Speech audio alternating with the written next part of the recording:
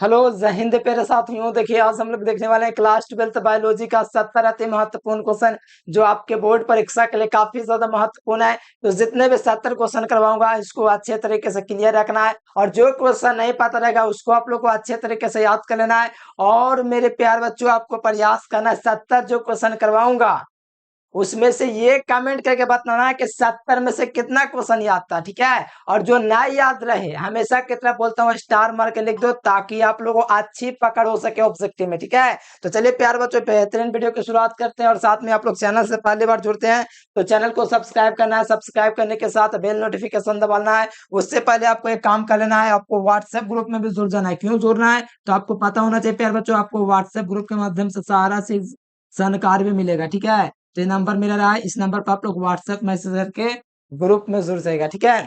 तो चलिए शुरुआत करते हैं प्यार बच्चों, पूरे मन से और पूरे जोश के साथ आइए, ठीक है। शुरुआत करते हैं, बस आपका प्रयास होना चाहिए जितना क्वेश्चन करवाऊंगा आप लोग पूरा करने का प्रयास कीजिएगा, ठीक है। और चैनल को सब्सक्राइब करके बेल नोटिफिकेशन तो आपको करना ही चाहिए, ठीक है। तो चलिए यहाँ से शुरुआत होता है प्यार बच्चों। प्रीवियस ईयर क्वेश्चन आपके हैं जितने भी हैं और कुछ नए क्वेश्चन है जो आपके बोर्ड में आएंगे तो आप लोग को अच्छे तरीके से क्लियर करना पड़ेगा ना। तो हाँ, तो ये प्यार बच्चों पहला नंबर क्वेश्चन मॉडल पेपर का क्वेश्चन से आया है, ठीक है। पहला नंबर क्वेश्चन आया है कि ऑपरॉन मॉडल प्रदर्शित करता है। पहला number question most VVI question है, ठीक है। ऑपरॉन मॉडल क्या प्रदर्शित करता है तो जीन का रेगुलेशन, जीन कैसे काम करता है, कैसे नियंत्रित होता है वही प्रदर्शित करता है ऑपरॉन मॉडल। तो देख लीजिए जीन का रेगुलेशन ऑप्शन ए हो जाएगा, यानी कि ओपरॉन मॉडल मॉडल है जो जैकब और मोनार्ड वैज्ञानिक के द्वारा दिया गया है। ओपरॉन मॉडल जो है जैकब और मोनार्ड ने वैज्ञानिक का जो दिया है, जो जीन का रेगुलेशन प्रदर्शित करता है, जीन कैसे नियंत्रित होगा, जीन कैसे वगैरह काम करेगा, कैसे ये कोशिकाओं को नियंत्रित करेगा। तो ये आपका है दोस्तों, ध्यान रखिएगा ओपरॉन मॉडल, ठीक है, जो कि जीन का रेगुलेशन प्रदर्शित करेगा। कौन दिया था तो जैकब और मोनार्ड वैज्ञानिक ने। अगला क्वेश्चन देख लीजिए, निम्नलिखित में से किसका पुष्पासन खाया जाता है तो पुष्पासन तो हम लोग सेव का कहते हैं यार बच्चों। पुष्पासन उसी का ना खाया जाएगा जो असत्य फल होगा, जिसका निर्माण पुष्पासन से हुआ है। सत्य फल तो आपका बहुत सारा हो जाएगा, आम हो जाएगा, अनार हो जाएगा, इमली हो जाएगा, बहुत सारा ऐसा फल है जो सत्य फल है। लेकिन हमसे पूछा जा रहा है किसका पुष्पासन खाया जाता है, मतलब असत्य फल की बात किया जा रहा है। तो यहाँ पर सेव आपका असत्य फल है जिसका हम लोग पुष्पासन कहते हैं। सत्य फल हो गया नाशपाती हो गया, स्ट्रॉबेरी हो गया, सेब हो गया, ये सब असत्य फल है जिसका निर्माण क्या चीज होता है तो ये सब पुष्पासन से होता है। काजू भी इसी का उदाहरण है। तो ध्यान रखना किसका पुष्पासन खाया जाएगा तो सेब का, याद रखना बी नंबर। इसको असत्य फल भी कहा जाता है, मिथ्य फल भी कहा जाता है, नट फल भी कहा जाता है। बात को ध्यान रखते हुए अगला क्वेश्चन देखते हैं। अगला क्वेश्चन कहा जा रहा है कि डीएनए निम्नलिखित में से, हाँ डीएनए जो है प्यार बच्चों, डीएनए जो है किसका अनुवांशिक पदार्थ है बताओ। डीएनए जो है किसका अनुवांशिक पदार्थ है ये हमसे पूछा जा रहा है। तो डीएनए जो होता है प्यार बच्चों बैक्टीरियोफेज का अनुवांशिक पदार्थ होता है। किसका पदार्थ होता है डीएनए, किसका अनुवांशिक पदार्थ है तो बैक्टीरियोफेज में। और डीएनए में कॉमन रूप से जो मेन पाया जाता है कौन पाया जाता है तो याद रखिएगा थायमिन पाया जाता है। क्या पाया जाता है थायमिन, आपके केमिस्ट्री में मिलेगा, बायोलॉजी में मिलेगा, इसलिए आपको ध्यान रखना है डीएनए में मुख्य रूप से क्या पाया जाता है तो थायमिन पाया जाता है। तो ध्यान रखिएगा। और जो किसका अनुवांशिक पदार्थ डीएनए होता है तो याद रखना बैक्टीरियोफेज का मोस्ट वीवीआई क्वेश्चन है।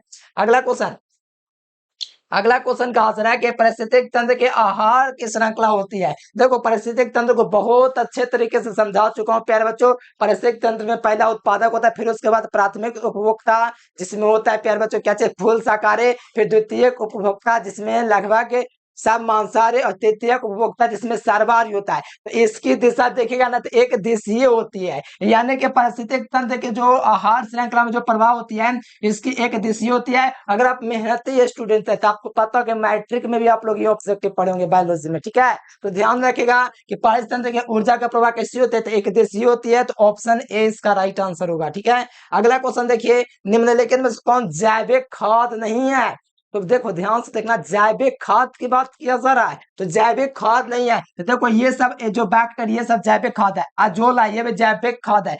कोलेस्ट्रिडियम ये भी आपका क्या चाहिए प्यार बच्चों तो आपका जैविक खाद है। लेकिन बैसिलस थुरिनजी जिसे हम लोग बीटी के नाम से शॉर्ट में जानते हैं, क्या चीज के नाम से जानते हैं पीटी। ये जो है मेरे प्यारे बच्चों एक जीवाणु है। क्या चीज है? बैसिलस थुरेंसिस जो है ये जीवाणु है, ये खाद नहीं है। इसीलिए हमसे पूछा है जैविक खाद नहीं है तो क्या चीज हो जाएगा? बैसिलस थुरेंसिस हो जाएगा। राइट आंसर की बात किया जाएगा, ऑप्शन बी हो जाएगा। एकदम अच्छे तरीके से आप लोग बात को क्लियर रखिए और बोर्ड एग्जाम में आपका ही कब्जा होगा, बात को ध्यान रखिएगा। अगला क्वेश्चन, क्षय रोग का संक्रमण किसके माध्यम से होता है? प्यार बच्चों क्षय रोग की बात किया जा रहा है तो क्षय रोग का संक्रमण मुख्यतः किसके द्वारा होता है? तो देखो क्षय रोग पहली बात तो प्यार बच्चों छाती में जो होता है ना, खोके वगैरह होता है, बहुत कस कस के ब्लडिंग होता है, तो ये वाला जो होता है संक्रमण क्षय रोग का संक्रमण है। मुख्यतः तो खोकता है ना रोगी, जैसे कि इसके अंतर्गत निमोनिया भी होता है, टीबी होता है, इसी के जैसा रोग होता है। खोकता तो उसके संपर्क में जो आता है ना तो उसको भी हो जाता है, यानी कि ये हवा के द्वारा फैलता है, यानी कि हवा के द्वारा नहीं फैलेगा कि संपर्क में थोड़े कोरोना वोरोना है कि संपर्क में कोरोना हो गया, नहीं, ये हवा के माध्यम से फैलता है। तो ध्यान रखिएगा, जल के माध्यम से नहीं, कीट के माध्यम से नहीं, ये हवा के माध्यम से फैल जाता है ये वाला बीमारी आपका क्षय रोग। ठीक है, तो बात को थोड़ा ध्यान रखिए प्यारे बच्चों।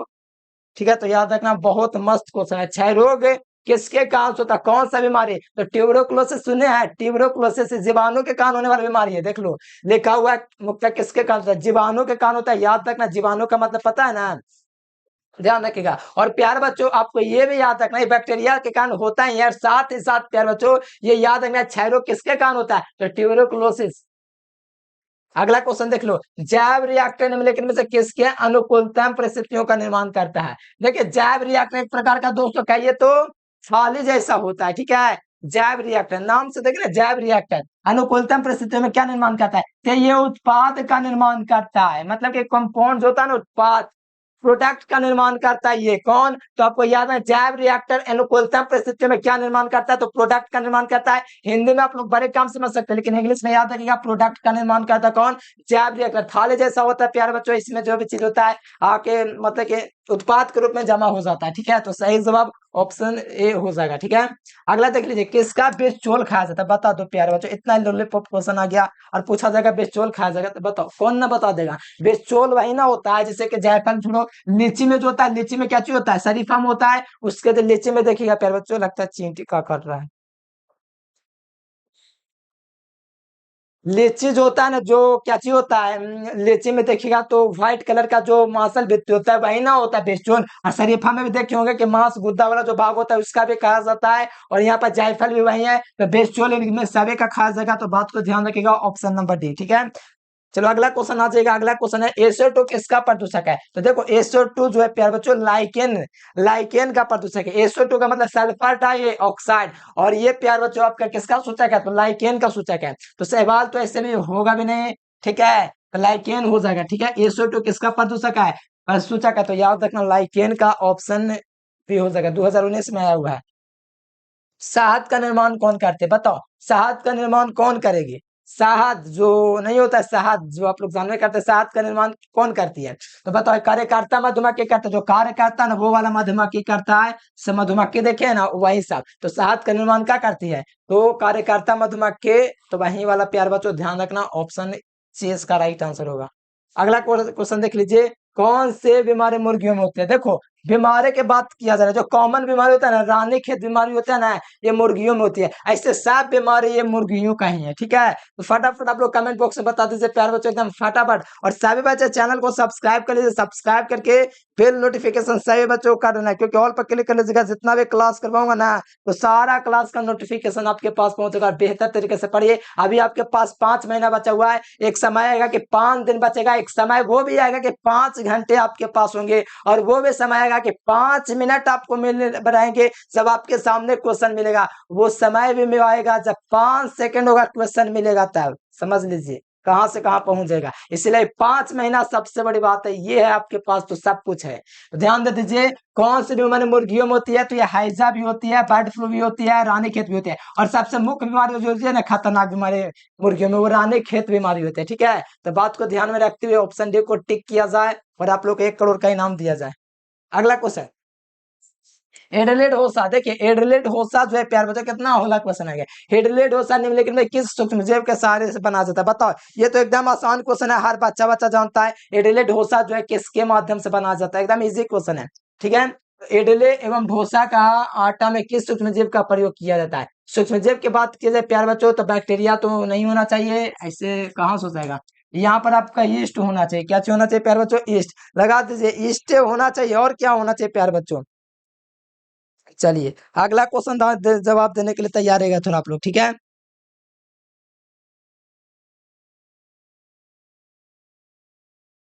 चलिए अगला क्वेश्चन आप लोग तब तक जवाब देते थे प्यारे बच्चों। क्या चाहिए? एगारोज किससे प्राप्त होता है? बताओ, ये तो एकदम आसान क्वेश्चन है। एगारोज किससे प्राप्त होगा? समुद्री घास से कि मक्का से कि साइका से? एगारोज किससे प्राप्त होता है? समुद्री घास से। किससे प्यारे बच्चों? ध्यान रखिएगा, समुद्री घास से आपका प्राप्त होता है एगारोज, ठीक है। इस बात को ध्यान रखिएगा, मोस्ट VVI क्वेश्चन है, ठीक है। इसका कोई नंबरिंग नहीं है, लेकिन आपको याद रखना है कि एगारोज किससे प्राप्त होता है। तो ध्यान में रखिएगा, समुद्री घास से। ऑप्शन बी इसका राइट आंसर होगा, ठीक है। चलिए अगला क्वेश्चन देख लीजिए। ऑपरॉन मॉडल, पहला क्वेश्चन मैं इसका आंसर बता चुका हूँ। ऑपरॉन मॉडल किसने दिया था? देखो, ऑपरॉन मॉडल प्रदर्शित करता है जीन का रेगुलेशन, जो कि मोस्ट VVI ऑब्जेक्टिव है। और ऑपरॉन मॉडल जो दिया था 1961 ईस्वी में, कौन दिया था? तो जैकब और मोनार्ड ने दिया था। कौन दिया था? 1961 ईस्वी में। कब? 1961 ईस्वी में प्यार बच्चों जैकब और मोनार्ड ने दिया था ऑपरॉन मॉडल। कौन मॉडल? Operon model. किसके द्वारा किया दिया था? जैकब और मोनार्ड के द्वारा। बहुत बढ़िया प्यार बच्चों, आप लोग इसी प्रकार से आंसर देंगे। और सभी बच्चों को एक एक काम कर लेना है, चैनल को सब्सक्राइब करके बेल नोटिफिकेशन दबा लेना। जितना भी क्लास करूंगा नोटिफिकेशन गिरेगा। ऋतुस्राव चक्र किसमें होता है? बताओ। एक मध्य चक्र होता है, एक ऋतुस्राव चक्र होता है। ऋतुस्राव चक्र मनुष्य में मादाओं में होता है। किसमें होता है? मादाओं में, जिसे हम लोग बोलते हैं क्या चाहिए? मासिक चक्र, ठीक है, पीरियड्स बोलते हैं। ऋतुचक्र चक्र किसमें होता है? मनुष्य के मादा में, और साथ में बंदर में भी होता है, चिंपैंजी में भी होता है। यानी इनमें से सभी हो जाएगा प्यारे स्टूडेंट। यानी कि ऋतुस्राव चक्र किसमें होता है? तो ये याद रखिएगा, बंदर, मनुष्य, सब चीज में आपका होता है। चिंपैंजी, ये तीनों हुआ जिसमें ऋतुस्राव चक्र होता है। आपके परीक्षा में बहुत ज्यादा पूछा जाता है, इसीलिए थोड़ा ध्यान रखिएगा, ठीक है। चलिए अगला क्वेश्चन देख लिया, द्विखंडन किसमें पाया जाता है? तो द्विखंडन किसमें होता है? अमीबा और पैरामीशियम में। एकरो से भी कोई आसान क्वेश्चन हो सकता है। अमीबा और पैरामीशियम में द्विखंडन होता है। इसमें जो सज्जना का शरीर होता है दो भागों में टूट जाता है, इस प्रकार से आगे चल के प्यार बच्चों, और नया संतति का निर्माण कर लेता है। तो ये जो होता है प्यार बच्चों, अमीबा में और पैरामीशियम में द्विखंडन, मतलब कि इसका केंद्रक जो होता है ना, दो भाग में टूट जाता है। एक केंद्रक का विभाजन हो जाता है, इसलिए केंद्रक विभाजन होता है, दो को बन जाता है यहाँ से। अगला क्वेश्चन देख लीजिए। डीएनए अणु में साइटोसिन 18% है, तो एडेनिन का परसेंट कितना होगा? साइटोसिन जब हमको 18% दिया गया है, तो जाहिर सी बात है कि इसका 32% हो जाएगा। किसका? तो एडेनिन का। तो 32% इसका राइट आंसर डी नंबर हो जाएगा। तो 50% का बाकी खेला है। डीएनए अणु में साइटोसिन 18% है, तो एडेनिन किससे जुड़ा होगा? इतना आसान क्वेश्चन है, तो बता दीजिए। ऑप्शन डी हो जाएगा 32%। अगला देख लीजिए, विडाल परीक्षण किसके द्वारा? बताओ, ये क्वेश्चन नहीं पता है प्यार बच्चों, बहुत दिक्कत है। और थोड़ा शर्म कर लो, 16 चैप्टर पढ़ाना, पीछे वाला पूरा रिवीजन करो, रोज रिवीजन डालो। जिस दिन हम पगलाएंगे, ठीक है, मार के पीट देंगे सबके, ठीक है। तो बढ़िया से पढ़ाई कीजिए, और ऑनलाइन में पीटते हैं, ठीक है। बात को समझ, मोबाइल में घुस के मारेंगे, ठीक है। तो मेहनत कर लीजिए।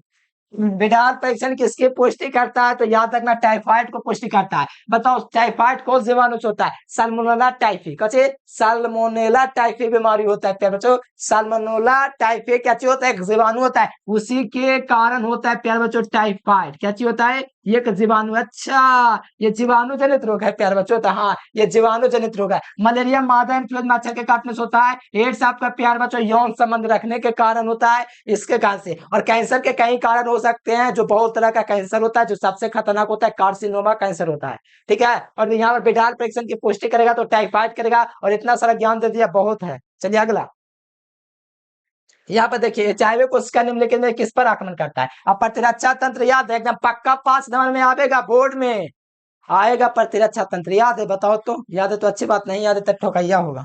बताओ, यहाँ पर कहा जा रहा है कि एचआईवी, ठीक है, ह्यूमन एब्सिसियेंसी वायरस किस कोशिका पर आक्रमण करता है? ठीक है, तो बताओ, टी हेल्पर कोशिका पर आक्रमण करता है। टी हेल्पर कोशिका पर आक्रमण करता है ना, तो प्रतिरक्षा तंत्र कमजोर हो जाता है। और जब प्रतिरक्षा तंत्र कमजोर होगा, तो बीमारी बहुत सारा आपको घेर लेगा। प्रतिरक्षा तंत्र वे है जो हमारे शरीर को बीमारियों से लड़ने और उसको एंटीजन को खत्म करने के काम आता है। अगर वो क्षमता ही खत्म हो जाए, तो सारी बीमारियां हमारे शरीर में जाएगा। नाक के माध्यम से जो भी कण जा रहा है, वो तुरंत बीमारी में तब्दील हो जाएगा, क्योंकि हमारे पास प्रतिरक्षा तंत्र कमजोर हो चुका है, क्योंकि टी हेल्पर कोशिका नष्ट कर चुका है। कौन? तो एचआईवी वायरस, ठीक है। तो ध्यान में रखते हुए ऑप्शन डी को लॉक किया जाए। तो यहाँ पर टी हेल्पर कोशिका पर आक्रमण करता कौन? HIV virus. ऐसा पदार्थ जिनके प्रति, बताओ ये क्वेश्चन बता दो, ठीक है। हाँ, कहा जा रहा है ऐसा पदार्थ जिनके प्रति प्रतिरक्षा क्रिया होती है उसको हम लोग बोलते हैं एंटीजन या प्रतिजन, हिंदी में बोलते हैं। क्या बोलते हैं? प्रतिजन या एंटीजन। ठीक है, तो राइट आंसर डी नंबर। अगला देख लीजिए, एलर्जी के कारण निकालने वाला रसायन कौन है? तो एलर्जी के कारण निकलने वाला रसायन हिस्टामिन और सीरोटोनिन दोनों है। यानी एलर्जी के कारण निकलने वाला रसायन कौन है? हिस्टामिन और सीरोटोनिन दोनों ही एलर्जी के कारण निकालने वाला रसायन है। ठीक है, तो सही जवाब आपका होना चाहिए प्यार बच्चों को, ये कहीं ऑप्शन। चलिए लगा दीजिए, कुछ विद्यार्थी हिस्टाटिन हिस्टाटिन लगा रहे हैं। चलो चलो बहुत बढ़िया, 21 नंबर क्वेश्चन बहुत बढ़िया। ठीक है, तो ध्यान में रखिएगा प्यारे बच्चों, दोनों ऑप्शन हो जाएगा। एलर्जी के कारण निकलने वाला रसायन हिस्टामिन और सीरोटिन दोनों है। अगला क्वेश्चन 22 नंबर देखिए, निम्नलिखित में से कौन नर युग्मक से, अच्छा ऐसा क्वेश्चन कहा जा रहा है। अरे छोटा हो जाओ, नहीं हो रहा छोटा, हाँ हो गया एंडोस्पर्म। अगला देख लीजिए, नर युग्मक, अच्छा ये क्वेश्चन आ गया। ये क्वेश्चन तो बढ़िया से 2 नंबरिया में करवा, जो विद्यार्थी 2 नंबरिया क्वेश्चन नहीं कर रहा है, देख रहे हैं ना, तो समझ जाइए, मेहनत करिए, आपके लिए मेहनत रात को एकदम जाग जाग के वीडियो बनाए हैं। ठीक है, तो उस वीडियो को देख लीजिएगा। देखिए यहाँ पर पूछा जा रहा है युग्मक के बाद, तो तुमको पता है कि इसमें कितना युग्मक होता है? 3 गो युग्मक होता है। भ्रूण कोष का चित्र बना रहा हूँ, इसमें 2 युग्मक यहाँ पर होता है और यहाँ पर क्या युग्मक होता है? 3 गो होता है। और इसमें से बाहर से प्राग्नलिका के माध्यम से यहाँ पर आपका क्या चाहिए होता है? युग्मक आता है 2 गो, एगो इसको से संयोजित हो जाता है, एगो इसको से संयोजित होता है। इससे संयोजित करके क्या बनाता है? ये भ्रूण बनाता है। क्या चीज बनाता है? भ्रूण बनाता है। और इससे एगो संयोग करके त्रिगुणित भ्रूणपोष बनाता है। क्या चीज बनाता है? भ्रूणपोष, जिसे द्वितीय केंद्रक बोलते हैं। तो निम्न में से कौन नर युग्मक से संयोजन करके भ्रूणपोष बनाता है? तो भ्रूणपोष त्रिगुणित होता है। तो पता भ्रूणपोष कौन बनाया? तो भ्रूणपोष द्वितीय केंद्रक बनाया। कौन बनाया? द्वितीय केंद्रक। भाई बात देख लिया, ऑप्शन नंबर डी हो जाएगा। इतना आसान क्वेश्चन है कि क्या ही बता सकते हैं। अब सहायक कोशिका कौन है? तो सहायक कोशिका ये वाला और ये वाला कोशिका है, और ये प्रतिव्यासत कोशिका है, और ये वाला जो प्यार बच्चों बीच में, उसको बोलते हैं द्वितीय केंद्रक। तो प्यारे लाल, तो किससे नर युग्मक संयोजन करके भ्रूणपोष बना रहा है? तो याद रखना द्वितीय केंद्रक से। और तीन कोष में से क्या होता है? ये हमेशा त्रिगुणित होता है। कैसा होता है? त्रिगुणित। बात को समझते हुए ध्यान रखिए और मेहनत को जारी रखिए। अगला क्वेश्चन देखिए, एक जिन दूसरे जिन के जुड़े के प्रभाव को दबा देता है, तो इसको हम लोग बोलते हैं एपिस्टेटिस। क्या बोलते हैं? एपिस्टेटिस। ठीक है, अगला देख लीजिए, यहाँ पर अगला क्वेश्चन कहा जाए ट्रांसफार्मर में। देखो ये क्वेश्चन थोड़ा ध्यान दे दो। ये ट्रांसफार्मर आरएनए यानी कि टीआरएनए, शॉर्ट शॉर्ट में क्या बोलते हैं? टी आरएनए में पाए जाने वाले 3 क्षारकों का क्रम, 3 क्षारकों का क्रम जो संदेशवाहक आरएनए से बनता है। यानी कि संदेशवाहक आरएनए, संदेशवाहक का मतलब एमआरएनए। क्या चाहिए? थोड़ा ध्यान से समझिएगा, संदेश का मतलब मैसेज पुराने वाला, एमआरएनए से बनता है, तो उसको हम लोग बोलते हैं एंटीकोडोन। क्या बोलते हैं? तो ध्यान से देखिए, टीआरएनए में पाए जाने वाले 3 क्षारकों का क्रम जो संदेशवाहक आरएनए कोडोन से बनता है, तो उसको हम लोग बोलते हैं एंटीकोडोन। क्या बोलते हैं? एंटीकोडोन बोलते हैं। क्या बोलते हैं? एंटीकोडोन कहाँ पाया जाता है? कमेंट करके बताइएगा, तो हम लोग देखना चाहते हैं।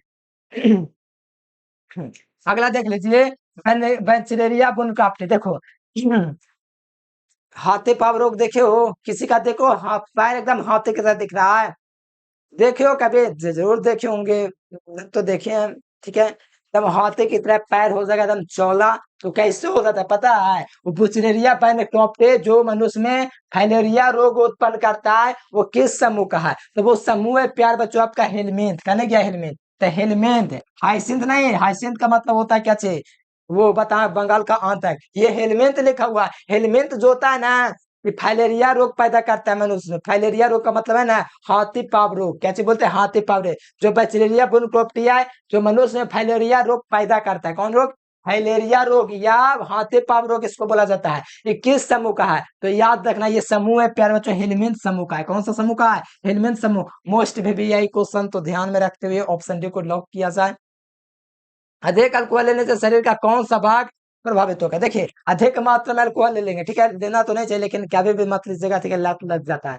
तो ध्यान रखिएगा, अधिक अल्कोहल लेने से शरीर का कौन सा अंग प्रभावित होता है? तो हमारा प्यार बच्चों लीवर, यकृत तो जो होता है सबसे ज्यादा प्रभावित होता है। और यकृत ही हमारे शरीर का एक ऐसा अंग है जिसको काट करके हटा दिया जाए तो 1 महीना में पुनः वो हमारे शरीर में बनने लगता है। ये एक फैक्ट है। ठीक है, यकृत को काट के भी हटा देना, खुद से खुद हुआ उसका निर्माण हो जाएगा, समझ लीजिए। ठीक है, तो यकृत है, लिवर है ना। हाँ,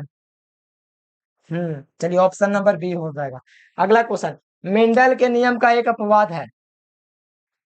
कितना आसान क्वेश्चन है। प्रभाविता का नियम तो मेंडल का नियम है, युग्मा के सूत्रक है, ये स्वतंत्र, ये सागलनता जो है ना प्यारे बच्चों, ये मेंडल के नियम का एक अपवाद है। क्या चीज है? सागलनता जो है एक अपवाद है किसके नियम का? तो मेंडल का नियम। मेंडल का नियम कब और किसने दिया प्यारे बच्चों? कब से कितना वर्षों तक काम किया? कमेंट एक बार कर दो ना कि मेंडल का नियम जो है कब दिया गया था? 1857, मतलब कि कितना से कितना के बीच में दिया गया और कितनों साल तक दिया गया, और मैटर को कितनों सालों तक अध्ययन किया? कौन? तो ये मेंडल भैया। ठीक है, तो अगला देखिए, मनुष्य में यौन संचय। देखो यौन संचय वे रोग होते हैं जो यौन संबंध रखने के कारण होते हैं। तो ये जो रोग के बचाव भी है, बच्चा मैंने आपको लिखवाया है एड्स के बीमारी में। तो इसका प्रयोग देख लीजिए, इसका देख लीजिए, यौन संबंध रोग जो है वो कौन है? तीनों को है, सिफिलिस, एड्स, गोनेरिया। ये तीन को एड्स से होने वाला बीमारी, मतलब कि यौन संबंध रखने के कारण ये बीमारी होता है। और हर साल ये क्वेश्चन आया, इस साल भी आया है कि कौन यौन संचालित रोग है? तो सिफिलिस हो जाएगा, गोनेरिया हो जाएगा और एड्स हो जाएगा। ठीक है, तो ध्यान रखिए ऑप्शन नंबर डी। देखो कौन से विषाणु से होने वाले बीमारी नहीं, देखिए कौन जो है विषाणु से होने वाले बीमारी नहीं है? बताओ विषाणु से नहीं होता है, कौन सा बीमारी है जो विषाणु से नहीं होता है? देखो यहाँ पर ये वाला प्यार बच्चों विषाणु से नहीं होता है, ये विषाणु से होता है मार्क्स। ठीक है, ये इन्फ्लुएंजा भी विषाणु है, ये भी। लेकिन ये प्यार बच्चों आपका बैक्टीरिया से होता है, डिप्थीरिया से होता है। क्या चीज होता है? ये बैक्टीरिया से होता है। किसके? बैक्टीरिया का मतलब जीवाणु जनित रोग है। डिप्थीरिया कौन सा? जीवाणु जनित है। बाकी मैम्स, इन्फ्लुएंजा, मिजलिस, ये सब जो है कौन सा रोग है? तो याद रखिएगा विषाणु मतलब वायरस से होने वाली बीमारी है। कोरोना भी देगा ना तो वायरस से होने वाला है, लेकिन हमसे पूछा जा रहा है कौन जीवाणु जनित रोग नहीं, जीवाणु जनित रोग है, मतलब कि विषाणु नहीं है, मतलब कि जीवाणु में कौन है? तो डिप्थीरिया जो जीवाणु जनित रोग है, ध्यान रखिएगा, जीवाणु का मतलब बैक्टीरिया। अगला देख लीजिए, निम्नलिखित में से कौन जो है पशुपालन में सम्मिलित नहीं है? पशुपालन के अंतर्गत कौन है बताओ? हम खेती कर रहे हैं, हम क्या कर रहे हैं? धान उगा रहे हैं और कह रहे हैं पशुपालन करते हैं। पशु का पालन करें? पशु है धान नहीं ना। हम गेहूं उगा दिया, बोल रहे हैं कि पशुपालन कर रहे हैं, तो बताइए सही है यहाँ तक? नहीं ना। तो बात को ध्यान रखिएगा, कार्बनिक खेती करना ये आपका पशुपालन नहीं है। बाकी मधुमक्खी का पालन करो, चाहे तुम मछली का पालन करो, चाहे तुम करो कुक्कुट पालन, मतलब कुक्कुट पालन का मतलब मुर्गा पालन, तो ये सब समझो वही चीजें हैं। ये क्या चीज है? तो आपका पशुपालन है। लेकिन कार्बनिक खेती करना मतलब आप लोग कुछ उगा रहे हैं और कर रहे हैं, खेत में मेहनत कर रहे हैं, मतलब हम पशुपालन कर रहे हैं, तो ये गलत है। पशुपालन का अंतर्गत ये नहीं है, तो ध्यान रखिएगा डी नंबर। अगला क्वेश्चन देख लीजिए, निम्नलिखित में कौन किसका संबंध माइक्रोलॉजी से नहीं है? किसका संबंध माइक्रोलॉजी से नहीं है? तो कौन कौन वैज्ञानिक है? ध्यान दे दीजिए। तो देखो लुईस पास्चर का संबंध माइक्रोलॉजी से है, जेडी वाटसन का भी संबंध माइक्रोलॉजी से है, और रॉबर्ट कॉक का भी नाम माइक्रोलॉजी से। लेकिन स्टीफन हिल्स जो है इसका संबंध किससे है? प्लांट विज्ञान से संबंध इसका है। ठीक है, प्लांट विज्ञान से संबंधित है कौन? Stephen Hills. इसका कोई भी संबंध माइक्रोलॉजी से है ही नहीं। सूक्ष्म जो माइक्रोलॉजी जो होता है ना विज्ञान, उसके बारे में उसको कोई नॉलेज नहीं है स्टीफन हिल्स को। ये प्लांट के बारे में बताता है। कौन? प्लांट के बारे में। ठीक है, प्लांट विज्ञान। अगला देख लीजिए, एंटीकोडोन्स। चलिए इसका बता दीजिए प्यार बच्चों फटाफट और सटासट। और अभी मैंने आपको बताया था एंटीकोडोन्स होता है कि किस में पास होता है। ठीक है, मैंने आपको बोला था आंसर दीजिए फटाफट से। चलिए एंटीकोडोन किस में पास जाता है? ध्यान दीजिए, एंटीकोडोन, एंटीकोडोन टी आरएनए में पास जाता है। किसमें पास जाएगा? टी आरएनए में, यानी कि ट्रांसफॉर्मर आरएनए। मिला लो, एमआरएनए मैसेंजर आरएनए नहीं, टी आरएनए तो हाँ, ये आपका तो राइबोसेल आरएनए तो होगा नहीं। ठीक है, तो सही जवाब क्या हो जाएगा? टी आरएनए जो होता है एंटीकोडोन, इसको मोस्ट वीवीआई कर लेना। ठीक है, अरे पूरा तो वीवीआई है, हम ऐसा क्यों लिख दिए? सब क्वेश्चन मोस्ट वीवीआई अपने आप में, तो थोड़ा मेहनत को समझिए। और बायोलॉजी में ज्यादा मेहनत करना पड़ता है, मैथ नहीं है कि एक बार सीख गए जिंदगी भर ऐसे करो, ऐसा नहीं है। बायोलॉजी में मेहनत करना पड़ेगा और बहुत ज्यादा मेहनत करना पड़ेगा, और मेहनत करिए। मेंडल ने प्रतिपादित किया था, बताओ मेंडल ने कौन सा नियम को प्रतिपादित? इतना इजी क्वेश्चन अगर ना बताएगा तब तो क्या करें। मेंडल ने कौन सा नियम को प्रतिपादित किया था बताओ तो? सागरता का नियम तो अपवाद था, आनुवांशिकता का नियम दिया था मेंडल ने। कौन सा नियम? आनुवांशिकता का नियम दिया था, तो ऑप्शन भी हो जाएगा। और सागरता तो अपवाद है मेंडल के नियम का। अगला देख लीजिए, अगला क्वेश्चन प्यारे बच्चों, अगला देख लीजिए। हाँ, पृथक्करण के सिद्धांत को और क्या कहते हैं बताओ?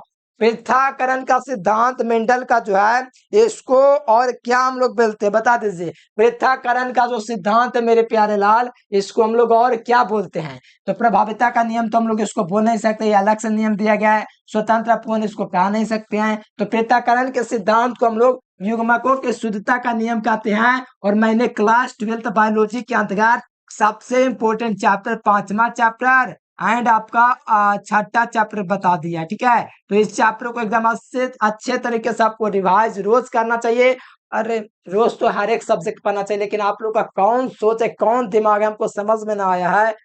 हम यही कहना चाहते हैं कि आप लोग रोज हर सब्जेक्ट पढ़िए, हर चैप्टर पढ़िए। अगर आप नहीं पढ़ते हैं तो आपसे बड़ा मूर्ख कोई हो नहीं सकता है। अगर आप चाहते हैं कि बहुत अच्छा नंबर आए और नहीं पढ़ रहे हैं, महामूर्ख हैं, ठीक है। सीधे बोलते हैं, ठीक है, क्योंकि सब सब्जेक्ट पढ़े तो सभी चैप्टर आपको पढ़ना पड़ेगा, थोड़ा बहुत टाइम देना पड़ेगा रिवीजन में। ये ना खाली रोज नए नए पढ़ रहे, ऐसा थोड़ी पढ़ाई होता है। अगला देख लीजिए, अगला प्यार बच्चों, नए प्रजातियों के निर्माण में आपको पता है कि उत्त परिवर्तन काम करेगा। और इस क्वेश्चन जिस दिन पढ़ाया था उसके दोपहर में पूछा गया था, याद है? याद कहां से रहेगा? नए प्रजातियों के निर्माण में जो महत्वपूर्ण काम होता है म्यूटेशन होता है, यानी कि उत्त परिवर्तन हो जाएगा, ऑप्शन नंबर बी, ठीक है। अनुवांशिक शब्द देने वाला वैज्ञानिक था वेटसन, लेकिन अनुवांशिकता का नियम मेंडल ने दिया था, लेकिन अनुवांशिक शब्द देने वाला भैया कौन था? जॉन वेटसन, ठीक है। तो राइट आंसर कौन है? वेटसन, ठीक है। वेटसन ने दिया था, जोहानसन है, वेटसन। अगला क्वेश्चन आ जाओ, अगला क्वेश्चन 37 नंबर क्वेश्चन का आंसर है कि कौन जलोद्भिद पौधा था? जल में होने वाला पौधा सिंघाड़ा, बाकिनाक फनी, ये आपका मरुस्थलीय, शीशम, अकासिया, ये सब है। तो यहाँ पर सिंघाड़ा हो जाए जलोद्भिद पौधा जो जल में होता है। अगला क्वेश्चन देखिए, द्विगुणित, देखो ये कितना बढ़िया क्वेश्चन है। ये क्वेश्चन थोड़ा समझ लीजिए, हर साल आवेगा ये क्वेश्चन, तो समझ लीजिए। जो विद्यार्थी चैनल से पहली बार जुड़ते हैं, चैनल को सब्सक्राइब करके बेल नोटिफिकेशन दबा लेना है, और बताते हैं बाद में, ठीक है। यहाँ पर द्विगुणित संरचना होती है, तो अंडाणु आपका क्या चाहिए? आगुणित है। देखो नर युग्मक हो या नर युग्मक आपका शुक्राणु हो या मादा युग्मक अंडाणु, ठीक है, दोनों ही आगुणित है। जब तक एक दूसरे से मिलेगा नहीं, द्विगुणित तो हो ही नहीं सकता है। निषेचन जब तक हो ना तो होबे नहीं करेगा, तो द्विगुणित कैसे हो जाएगा? अब बताओ, यहाँ पर भ्रूणपोष आपका त्रिगुणित होता है। मैंने फिगर में थोड़ा देर पहले बताया था, जब मैंने आपको करवाया था वो वाला क्वेश्चन। अरे इस रचना के बाद भ्रूणपोष वाला, इसमें इस प्रकार से, तो उसमें हो सकता है त्रिगुण। अब युग्मनज ये द्विगुणित होता है, नारी युग्मक और मादा युग्मक मिलता है तो निषेचन होता है, निषेचन के बाद युग्मनज बनता है। तो हमसे पूछा द्विगुणित संरचना, तो द्विगुणित संरचना हो जाएगा युग्मज, ठीक है। क्या हो जाएगा? युग्मनज, युग्मक नहीं, युग्मनज, नज लास्ट में लगा, नज। शरीर के बाहर होने वाले निषेचन को इन विट्रो और अंदर होने वाले निषेचन को इन विवो कहते हैं। तो शरीर के बाहर होने वाले निषेचन को इन विट्रो कहते हैं, और शरीर के अंदर होने वाले निषेचन को इन विवो कहते हैं, ठीक है। तो ऑप्शन नंबर ए हो जाएगा। अगला क्वेश्चन देख लीजिए, 40 नंबर, विश्व पर्यावरण दिवस कब मनाया जाता है? बता दो, विश्व पर्यावरण दिवस कब मनाया जाता है प्यारे बच्चों? तो आपको ध्यान में रखना है, 5 जून को विश्व पर्यावरण दिवस मनाया जाता है, ठीक है। तो बात को ध्यान रखते हुए आप लोग बताइए, 5 जून, हाँ मिलेंगे यहाँ, 5 जून। और विश्व महिला दिवस कब मनाया जाता है? क्या कमेंट करके बताना, विश्व महिला दिवस कब मनाया जाता है? कमेंट बॉक्स आपको देना है, ठीक है, जरूरी से। अगला क्वेश्चन देखिए, सर्टोले कोशिकाएं पाई जाती है। सर्टोले कोशिका आपको पता होना चाहिए प्यारे बच्चों, कहाँ पाया जाता है? तो ये वृषण में पाया जाता है। यहीं पर जो होता है प्यारे बच्चों, शुक्राणु क्या चाहिए होता है? तो मैच्योर होता है, पूरे तरह से यहीं पर तैयार हो जाता है, अधिवेशन में, ठीक है। तो यहाँ पर याद है सर्टोले कोशिका कहाँ पाए जाते हैं? तो वृषण में। और ये कहाँ परिपक्व होता है? तो आधे वृषण में, ठीक है, ध्यान रखिए। अगला क्वेश्चन है आप लोगों से, ये तो अभी मैंने आपको बताया है। ओपरॉन मॉडल क्या प्रदर्शित करता था? जिनका रेगुलेशन, अभी ना बताया पहला क्वेश्चन। कौन उभयलिंगी जंतु नहीं है? बताओ, उभयलिंगी जंतु कौन नहीं है? उभयलिंगी का मतलब होता है द्विलिंगी कौन नहीं है। तो देखो फिताकरे में द्विलिंगी है, केंचुआ द्विलिंगी है, जोंक द्विलिंगी है, लेकिन घरेलू मक्खी जो ये आपका एक लिंगी है। क्या चीज है? घरेलू, यानी कि घर में जो रहने वाला मक्खी है वो आपका एक लिंग है, मतलब उसमें एक ही लिंग एक शरीर पर होता है। बाकी ये सब केंचुआ, जोंक, फिताकरे में ये सब द्विलिंगी प्राणी है। और आपका मोस्ट भी क्वेश्चन है ये। देखो नाइट्रोजनस बेस डीएनए में निम्नलिखित में से कौन नहीं पास होता है? अब बता दो डीएनए में कौन नहीं पास होगा? इतना अच्छा क्वेश्चन कौन ना बता देगा? बताइए तो, डीएनए में कौन नहीं पास होता है? तो डीएनए में आपका प्यार बच्चों कौन नहीं पास होता है? तो वो आपका सिर्फ एक चीज नहीं पास जाएगा, डीएनए में यूरासिल नहीं पास जाएगा, क्योंकि यूरासिल आर नहीं पास होता। तो बता दो यूरासिल कहाँ पर मिल रहा है? डीएनए में नहीं पास होता है, तो यूरासिल नहीं पास होता है। बाकी डीएनए में थायमिन होता है मुख्य रूप से, ग्वानिन भी होता है, साइटोसिन भी होता है। तो यहाँ से नहीं पाया जाएगा तो बात कहाँ पर चल जाएगा, यूरासिल पर चल जाएगा। ठीक है, बात को क्लियर रखिए, option B. Red data book आपको पढ़ाए, ठीक है। रेड डाटा बुक क्या याद है? नहीं याद है तो कहा एकदम मार के पीट देंगे। ठीक है, बढ़िया से पढ़िए, अगर पढ़ा दिए तो याद कर लीजिए। बढ़िया से बोल रहे हैं, रोज पढ़े, रिवीजन कीजिए, इस सब याद करने कीजिए। एक बार पढ़ेगा ना तो याद हो जाता है, अगर मेहनत नहीं कीजिएगा तो कुटाई तो बनता है। ठीक है, तो कुटेंगे। तो याद रखिए, रेड डाटा बुक सम्मिलित है तो विलुप्त होने हो रहे पौधों की सूची में दुर्लभ प्रजाति पत्तिग्रस्त प्राणी, यानी कि इनमें रेड डाटा बुक में कह सकते हो सभी चीज है। ठीक है, बता दीजिए यहाँ पर सभी चीज होगा कि आप लोग कुछ और सोच रहे हैं। पता है 43 नंबर क्वेश्चन, चलिए एकदम गर्दा गर्दा उड़ा दीजिए प्यारलाल, एकदम टेंशन नहीं लेना, बस मेहनत से पढ़ना है, रिविजन करना है। ठीक है, अगला क्वेश्चन देख लीजिए। पुष्पासन कहा जाता है तो किसका पुष्पासन कहा जाता है? तो बात को ध्यान रखिए, पुष्पासन कहा जाता है तो सेब का कहा जाता है, तो ऑप्शन नंबर बी हो जाएगा। पुष्पासन उससे कहा जाता है जो असत्य फल होता है, जैसे कि पुष्पासन से उसका निर्माण हुआ। अगला देख लीजिए, डीएनए निम्नलिखित में से किसका अनुवांशिक पदार्थ है? तो अभी मैंने करवा बैक्टीरियोफेज का, ऑप्शन बी। जनसंख्या अधिक होने से क्या होती है? तो सही बच्चों को पता है कि आय में कमी हो जाएगी। क्या हो जाएगी? आय में कमी हो जाएगा। और जनसंख्या अधिक होगा तो आय में खाली कमी होगा कि जमीन में कमी होगा? जैसे 5 लोग थे फिर 10 हो गए तो जमीन की कमी होगा, आय की कमी होगा। आय ये कमी खाली होगा कि खाना की भी कमी होगा, मतलब खनिज पदार्थों की भी कमी हो जाएगा। इनमें से सभी, यानी कि जनसंख्या अधिक होने से हर तरह के नुकसान नहीं है, कोई फायदा इसमें नहीं है, बस ये समझो। ठीक है, अगला क्वेश्चन देख लीजिए, अगला क्वेश्चन देखिए, 47 नंबर क्वेश्चन। एक्रोसोम किसका भाग है? देखिए एक्रोसोम मेरे प्यार बच्चों शुक्राणु का मध्य ऊपरी भाग होता है। जैसे शुक्राणु है ना, शुक्राणु का ऊपरी भाग जो होता है ना आपका, यही होता है। क्या चीज होता है? ये एक्रोसोम होता है। कौन होता है? एक्रोसोम होता है। ठीक है मेरे प्यार बच्चों, कौन होता है? एक्रोसोम। तो यहाँ पर शुक्रोसोम किसका भाग है? तो मानव शुक्राणु का ऊपरी भाग होता है। ठीक है, जो गोल्जी काय का बना होता है। किसका बना होता है? गोल्जी काय का बना होता है। और इसमें एक विशेष प्रकार का रसायन होता है, हार्मोन होता है, जो अंडाणु को क्या कर देता है, भेद देता है। ठीक है, तो ध्यान रखना। तो एक्रोसोम किसका समाज है? तो याद रखना मानव शुक्राणु का सिर होता है ये। ठीक है, अगला देख लीजिए, इनमें कौन जो होता है जीवाणु जनित है? कौन जीवाणु के द्वारा होने वाला रोग है? तो बताओ, यहाँ पर कुष्ठ रोग में जीवाणु के द्वारा होता है। ठीक है, क्षय रोग में जीवाणुओं के द्वारा, हैजा भी जीवाणुओं के द्वारा, यानी इनमें से सभी ऑप्शन हो जाएगा। जो जीवाणु मतलब जीवाणु मतलब बैक्टीरिया से होने वाली बीमारी है। किसके द्वारा होने वाला है? बैक्टीरिया से होने वाला डिसीज है, बीमारी है। ठीक है, तो ध्यान रखिएगा, सब बैक्टीरिया बीमारी है। पुरुषों में गुणसूत्र की संख्या क्या चाहिए होता है?